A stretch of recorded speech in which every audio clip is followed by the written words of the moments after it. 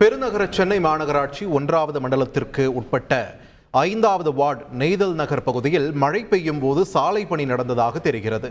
தகவல் அறிந்து விரைந்து வந்த மாமன்ற உறுப்பினர் சொக்கலிங்கம், மழை பெய்து வரும் நிலையில் எதற்காக சாலை அமைக்கும் பணியை செய்தீர்கள் என்று மாநகராட்சி உதவி பொறியாளரிடம் கேள்வி எழுப்பியதால் பரபரப்பு ஏற்பட்டது. மழை பெய்ஞ்சிட்டு இருக்கு, 7:30 மணிக்கு மழை பெய்யுது, 8 மணிக்கு ரோடு போட்டா எப்படி சார் சொல்லுங்க சார்? முடிஞ்சிச்சு. பார்த்துட்டு நம்ம போட்டுடலாம்.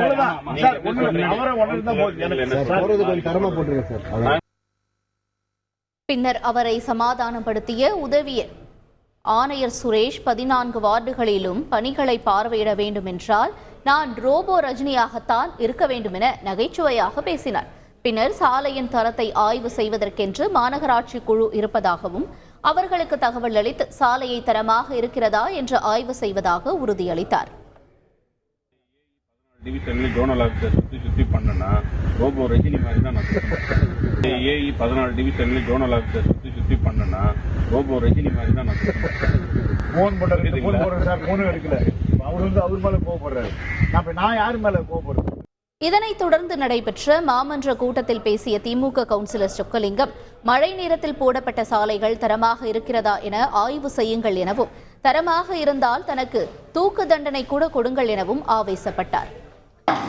நீங்க என்ன நடவடிக்கை எடுத்தாலும் அதுக்கு நான் தப்பு எது சொன்னாலும் இந்த கொலை குற்றத்தை கொண்டு வந்தவன் நான் ஏற்றுக்கிறேன்.